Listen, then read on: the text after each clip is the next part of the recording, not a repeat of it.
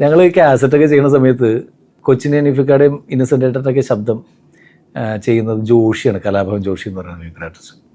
ആദ്യം ദിലീപായിരുന്നു ഇന്നസെൻ്റ് ഏട്ടൻ്റെ ജയിച്ചേട്ടൻ്റെയൊക്കെ. അത് കഴിഞ്ഞ് ദിലീപ് തിരക്കായതിനു ശേഷം ജോഷിയായി. അപ്പോൾ അങ്ങനെ ഒറിജിനൽ കൊച്ചിൻ അനീഫിക്ക സ്റ്റുഡിയോയിൽ ദിവസം കാസറ്റ് ചെയ്യാൻ വേണ്ടി വരുന്നു. അനീഫിക്ക സ്റ്റുഡിയോയിൽ ഇങ്ങനെ ഇരിക്കുകയാണ്, ബൂത്തിൽ കയറിയിരിക്കുക. അപ്പോൾ ഈ റെക്കോർഡിസ്റ്റ് വൈകിയ വന്ന് റെക്കോർഡിസ്റ്റ് കയറി ബൂത്തിൽ പുള്ളി കണ്ടിട്ടില്ല അനീഫിക്കാനെ. അങ്ങനെ അനീഫിക്കയുടെ ഡയലോഗ് പറയാം റെക്കോർഡിസ്റ്റ്.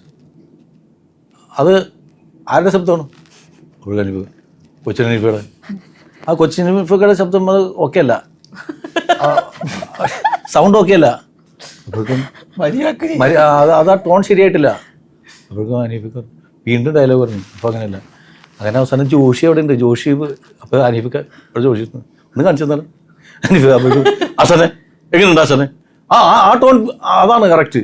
അപ്പം അനീഫിക്ക പറഞ്ഞു, ഹലോ ഞാൻ ഒറിജിനൽ കൊച്ചിൻ അനീഫ.